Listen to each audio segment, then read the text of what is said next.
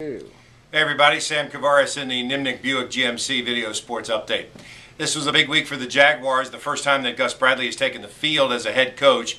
And boy, he brought a whole different kind of idea to the field as a head coach. Shorter workout period, some conditioning in there as well. He played music during the entire time.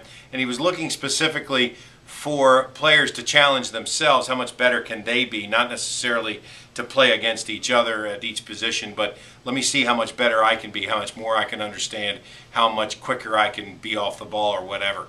There is competition across the board, obviously, and when you have so few players on the team and such a young team, you're going to have a pretty wide open situation. The one that's going to be the most focused, obviously, will be at quarterback, where both Blaine Gabbert and Chad Henne got virtually an equal number of snaps with the first team.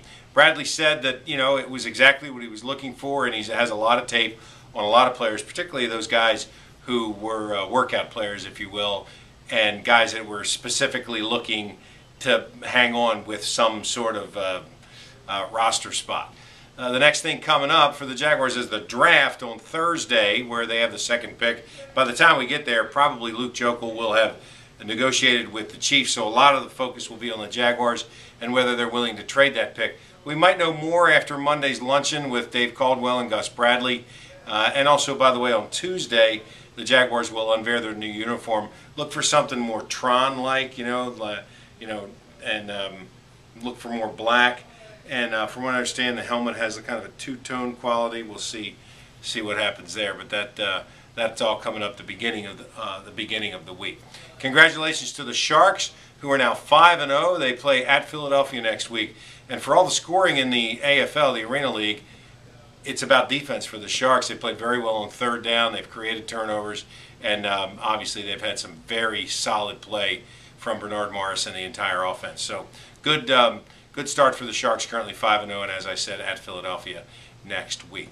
And obviously the story of the week was the Boston manhunt, and that has come to a resolution with two Chechenian brothers being one apprehended and one being killed.